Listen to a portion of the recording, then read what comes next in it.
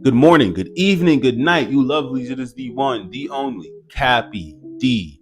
Barrow. We are here for review for AEW Dynamite, August 13th, 2025. Had a good time watching this program.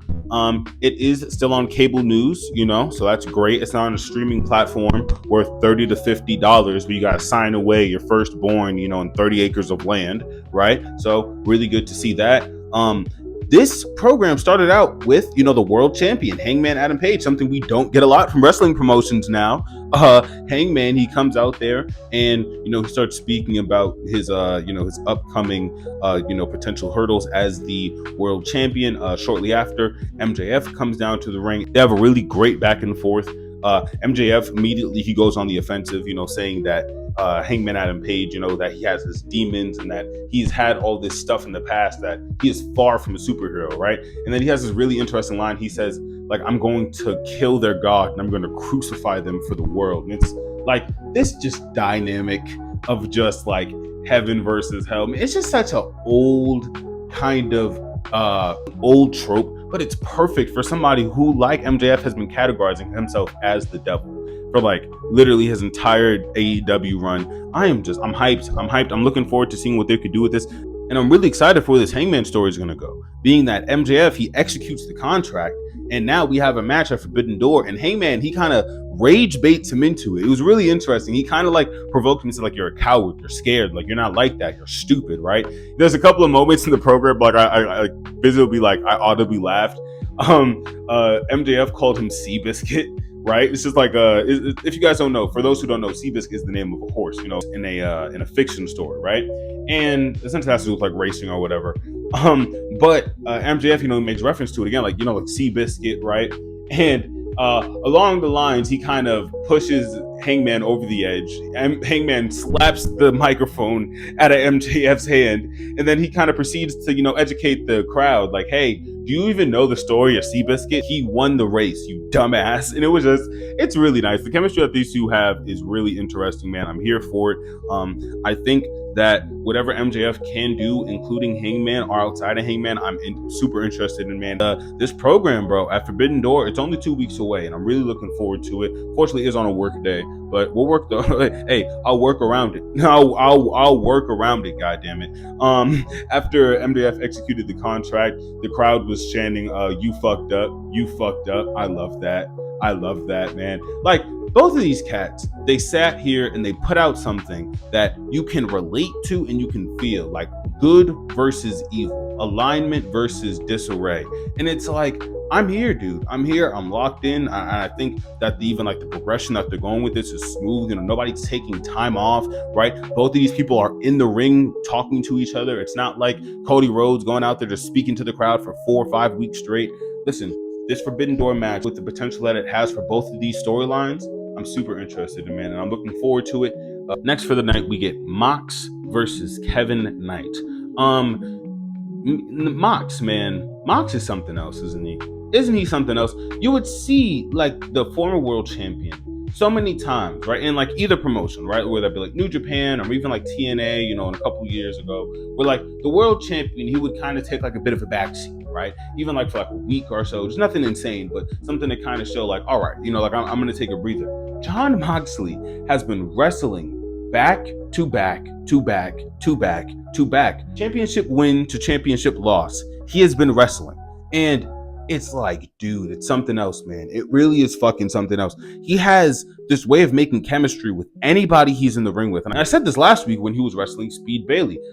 Kevin Knight, man, he goes out there and he performs like the world is watching. And I'm telling you, we are, man. Like, the world is watching. Like, him, AR Fox, Javon Evans are maybe some of the most technically gifted people we are able to watch right now. It is so fucking outstanding what they could pull off in that ring when it comes to just like choreography and when it comes to just like placements, breath control, and stamina. It's fucking insane. It's fucking insane. They have a really good rap session back and forth.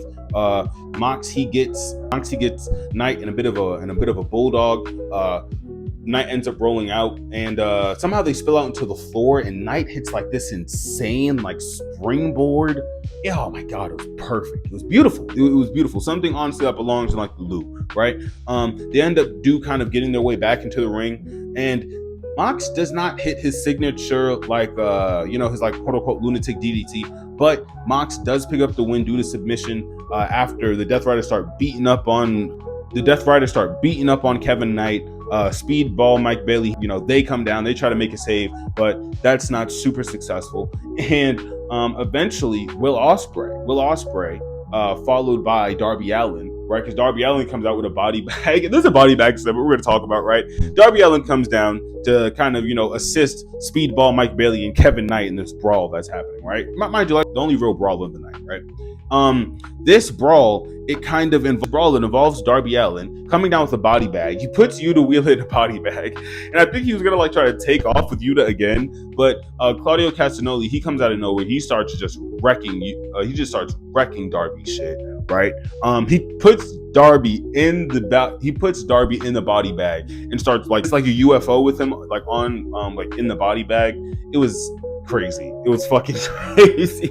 Yeah, I thought it was going to go a lot longer, honestly, because Darby's about as light as a feather, right? That happens, and then eventually, I guess they were going to try to break Darby's neck. All of the Death Riders. Will Ospreay comes down, and everyone scatters, because Ospreay! Eventually, apparently he's good. He's good for his little injury, which is great, right? Meaning that, it's not like a long-term thing, and I said it a while ago, if this was like a Seth issue, where we all know apparently that was a work, right? But if he was to actually be out of the program for like a really long time, how detrimental that would be to the game. So it's good to see him back. He offers a lights out challenge. And y'all, I'm just going to put this card up. Tell me this isn't the most insane fucking match card you have ever seen. I can't wrap my head around it. We're getting the Golden Lovers. We're getting Ace. We're getting fucking, not just me. We're getting Darby Allin and Will Ospreay. We're getting the fucking Ace, bro. Oh my gosh. Versus the Young Bucks, Gabe Kidd, and Jonathan Moxley. And I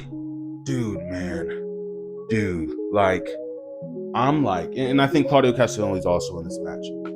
It's like, yo. And this is the issue, right? Because what is this going to be going up against? NXT's pay-per-view.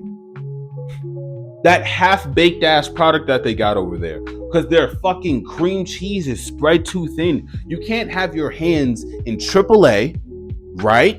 Evolve, LFG, NXT, TNA, and the main roster. You can't do it. It's impossible. It's quite literally impossible to do something like that, right? So now that they're going up against this juggernaut of a fucking match and all the other matches, look at this card for Forbidden Door, my guy. Like, WWE is gonna have to find a way to properly combat this with who? No disrespect, with Blake Monroe? I'm gonna go with Trick Williams? Like, all right, come on, bro. Come on. Like, let's be fucking serious, bro. Like, let's be for real, right? That match is the setup, and I'm hyped, dude. I'm hyped. I'm looking forward to seeing what everyone's gonna put on, not even only in this lights out steel cage match, but all of Forbidden Door. Oh man, this is unfortunate. I gotta work, man. I might call out. Somebody gotta break my leg. One of y'all in the comments, break my leg so I can go watch Forbidden Door. Let me see. Next match of the night, we got Mercedes Moné, Estika Rula, Sky Blue versus Alex Windsor. I'm gonna try to really get this lady's name right. I think it's Alex Windsor, Queen Aminata, and Willow Nightingale, my fucking GOAT, the best wrestler alive.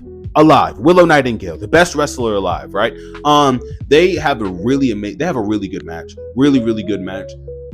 Small issue is the kind of issue I had back with the tag team match that took place on Raw. Just having a bunch of people doesn't always make an amazing match, but yo, like these ladies, man, like, and I'm gonna keep saying it, like, they're only getting sharper. Like the women's division in all of wrestling, like, I'm so serious. From WoW, if you don't know what WoW is, check out WoW. That shit's gas. From WoW all the way to WWE, the women in this fucking industry are carrying shit. They're carrying shit, and I'm so fucking happy to be around for it. Willow Nightingale, she hits like a a triple senton bomb in the corner. That shit was heat. I fucked with that. I didn't even notice it was 3 people at first. That's how fucking dope it was. They end up picking up the win. Apparently Toni Storm, she was watching from the rafters, and Athena and her have this really good brawl. They have really good chemistry. Like really, really fucking good chemistry. And I hope we get like a best of 3 or something from these, or a best of 5. Give me a best of 10. Fuck it, bro. Like, these two are hoopers, man, and I'm so fucking happy we get to see Athena on the main card doing her fucking thing. We get a little spout with Athena and Mercedes going up against Alex and Toni Storm. They set up a match for next week on Dynamite. Toni Storm and Alex Winslow versus Athena and Mercedes Moné. Tell me that shit's not going to be fucking amazing. Tell me that match isn't going to be fucking amazing. I'm excited for it, bro. All the way excited for it. I think the women's division are putting on fucking classics after classics, bro. I think the women in this fucking company are putting on clinics. I'm excited, bro. Moving forward, I'm very fucking excited for anything these people could, for anything these ladies can churn out. Next couple of matches of the night, we get Edge versus Stokely. This match was good, man. Yo, God bless Stokely, man. Honestly, bro. Honestly, like literally, God bless Stokely, bro. This dude is so fucking insane. He has to get dragged out to the match by security. Right? And then, as the bell rings, he tries to spear Edge and he sells it. That should be weak as fuck, bro. He sells his failed spear and then he sells the next one. And then eventually like Ed just kind of like pummels him for a little bit, spills him out to the crowd. And they have like this really funny like crowd interaction. It might have been a plant, bro. But literally like bro repeats exactly what Stokely was saying last week. Like, yo, he's short, he's bald, and he gets no hose, bro. And it's like, that's real. That's real. And then Taz, like, bro, it's by his own admission. I love Taz, bro. I fucking love Taz, bro. Oh my gosh, bro. Oh man. Fucking Excalibur and Taz are just amazing together. And Tony Schiavone, we'll talk about it a little later. Tony Schiavone, he has to oh my gosh. Tony Schiavone has to take over for the rest of the night, being that halfway through the show. We're gonna get to it later. Trust me. Justin Roberts gets super kicked. The show's entertaining, bro. It's entertaining. Like, I don't know what's happening. It is just probably a lot of unintentionally funny shit, but it's funny, man. I'm having a good time. I'm having a good fucking time. Obviously, as you would predict, right? Edge, closes in on the win, and FTR runs out, kind of making the restraining order null and void. So moving forward, this leads to our Forbidden Door match that we're going to be getting, being that Christian Cage, he comes down with Spike and he makes the save and he saves Edge, right? And, they have like this really interesting kind of stare down where they both are just like on the offensive for a while. But Christian Cage, he gives up Spike, and mind you, this is after FTR has retreated. And, Edge puts the chair down. And as Christian is walking away, and in the crowd, man, this crowd is so fucking intelligent, man. I'm just like, and I made a comment a while ago in a YouTuber's live, another wrestler YouTuber's live, right? I don't want to like gatekeep. It's not that important though. He essentially kind of like responded to my comment about AEW crowds just being better than WWE crowds. And he was like, well, no, bro, it's different because it's kind of like, that's like an indie crowd. And it's not like AEW's the indies, but it's like those fans are just more hardcore. So, they chant harder. And I don't think that's it, man. Like, they chant hug it out. And they treat MJF like the scrub he is, because when he does what he does in the beginning of the fucking show, they call him out on that immediately. And MJF, these wrestlers, they can't no sell it. You can't no sell that because it's a part of the story, right? And, the kind of rectification of this relationship, it was bound to happen eventually. So Edge and Christian, they hug it out, man, and the crowd pops like fucking crazy, bro. And I did speak on this a while ago. When Edge made the save on Christian a while ago. This could lead to their relationship either building or breaking after this pay-per-view. Either way, I want to fucking see it, bro. I want to see it. I think Christian Cage, even though he's one of the more, I'll say, tapered older acts, just due to how long he's been giving his body up to this industry and to this game, I know that he could put on an amazing match with Edge, and I'm looking forward to seeing what they could do with that, if that is the direction that they go. Tag team, tag team division, put the tag team going on versus the Hurt Syndicate, bro. Hey, this shit can go anywhere, and I'm fucking locked in, bro. I'm so fucking locked in. If you notice, I really haven't sweared this much. I haven't sweared this much for this episode because I'm having a pretty good time. Like, the show's solid, man. The show is making sense. It's filling out properly. We get a pretty quick Swerve segment where Cusco Okada, he comes out with Swerve, and they brawl really quick. That ends up kind of just getting separated. It's not that long.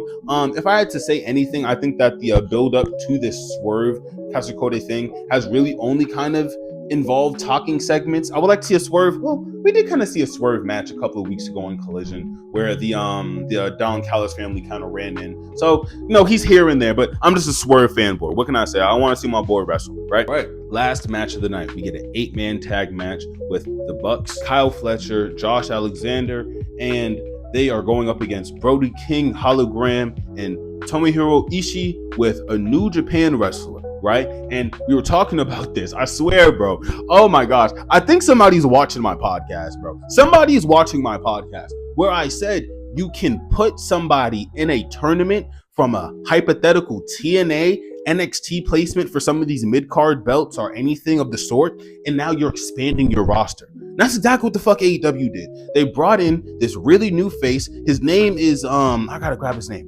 His name is Hiromu Takahashi. Yes, Hiromu Takahashi.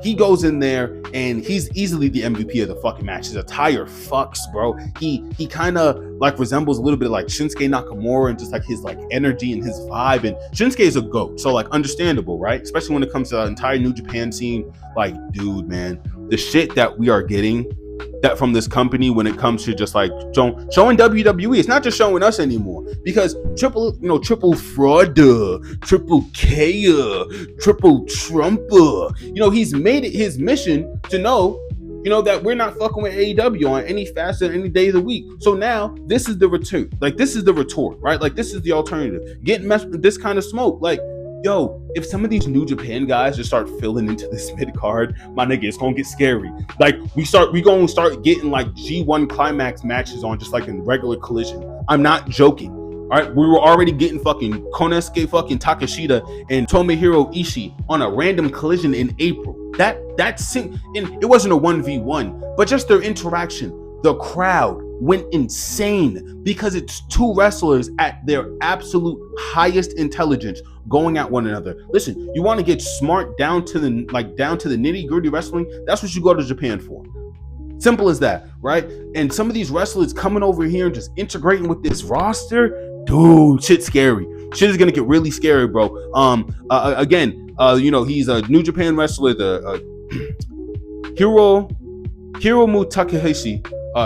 Takahashi. He ends up having a really good solid like 3 minutes. He has a really good 3-minute spot swap with Josh Alexander. Josh Alexander, by the way, insane in the fucking ring. Like, dude, he's fucking crazy. Insane, right? He ends up hitting him with his finisher, 1, 2, 3. And after, right, we realize that this guy is going to be going up against Kyle Fletcher at Forbidden Door. And Kyle kind of had this reaction being that I think Kyle, he obviously had a run in Japan, obviously. So you guys probably crossed paths once or twice. But that match with what we seen from him tonight, this shit's going to be crazy. Forbidden Door is arguably going to be better than maybe, and I'm going to keep just using the metric here because it's the only metric that WWE seems to really care about. It's going to be 100% better than WrestleMania and 1,000% better than SummerSlam. Both nights. It's not a 2-night event. Oh man, I'm telling you, this pay-per-view shit, man, when done correctly, it's just like it's hella high water. It's hella high water, man, and it seems like the Fed is scorching in the fucking flames, man. Oh, you hate to see it, don't you? You hate to see it. Really quick, the Bucks are amazing. They super kick Justin Roberts. They super kick Justin Roberts. If any of you older guys like me, Justin Roberts was a part of the Fed for about like 2002 to 2014. Really fucking funny guy. Him and Matt Stryker, they put on some really okay commentary back in the day. But yes, Justin Roberts, he ends up getting super kicked by the Bucks. The Bucks get fined for this, just kind of put them further in debt. I just love this gimmick of the Bucks not having no money. It's really funny. Them just kind of regressing themselves to this quote unquote jobber territory they're found later in the in the extras locker room. It's just good shit, man. There's good shit coming from these two performers. And just as a whole, like, surprisingly, man, like, the comedy, whether it's intentional or not, on the show is working very well. There's a really funny John Moxley segment when he finds out the Ace is in the lights out cage match. It's like, Tamar? How's she? How's she? Like, he was like, are you fucking serious? Like, yo, I'm liking it, man. I'm having a good time. I'm having a good time catching these promotions. To wrap up the night, man, MJF, he ends up crashing out, bro. He catches Hangman as he's leaving and Hangman's leaving the arena with the belt, his luggage, and this stickered up kind of water bottle, right? MJF, he kind of swerves in from the back and he starts cracking on Hangman. And he really does stiff him like at least twice on the hood of the car. But yo, MJF is he's going all out. You know, he doesn't have the hurt skin anymore. You know, he no longer has his contract that's going to be null and void very soon. The movements that they're making with their heels and just making them feel like dastardly bastards, right? Because everyone loves a good heel. Everyone loves a good performer. Everyone loves a good wrestler. That's why people like Dominic Mysterio, like Trick Williams, and even kind of like a Seth Rollins, they don't know what they're doing with these people in the Fed, but MJF gets pops from the crowd. So Tony knows he has to make him kill Superman. Small shit, man. It's small shit, and it's moving pieces, and Forbidden Door is around the corner. I expected this program to take a lot longer than it would when I found out it was in the latter half of August, but y'all, we're kind of speeding towards the latter half of August. 2026 around the corner. So this shit's gonna be hard, man. It's just gonna be hard. I'm looking forward to seeing what everyone can put on. The entire card for Forbidden Door, I'm looking forward to it. Collision is most likely going to be heat, just being from what Collision has been putting on from the last couple of weeks. This was a good showing, bro. This was a good showing, and I was thoroughly surprised anytime these guys can do something good, because, you know, again, like, Tony's not a magician, right? But when he does put on, he puts on, man. And this was a good, dare I say, this was a great Dynamite. All right, dare I say, this was a great Dynamite. We are truly in a new elite era. All right, this has been Cappy D. Barra, AEW Dynamite, August 13th, 2025. I do have a couple more videos going up today, including the weapons video and a live stream, so stay tuned for that. And stay beautiful. Peace, y'all.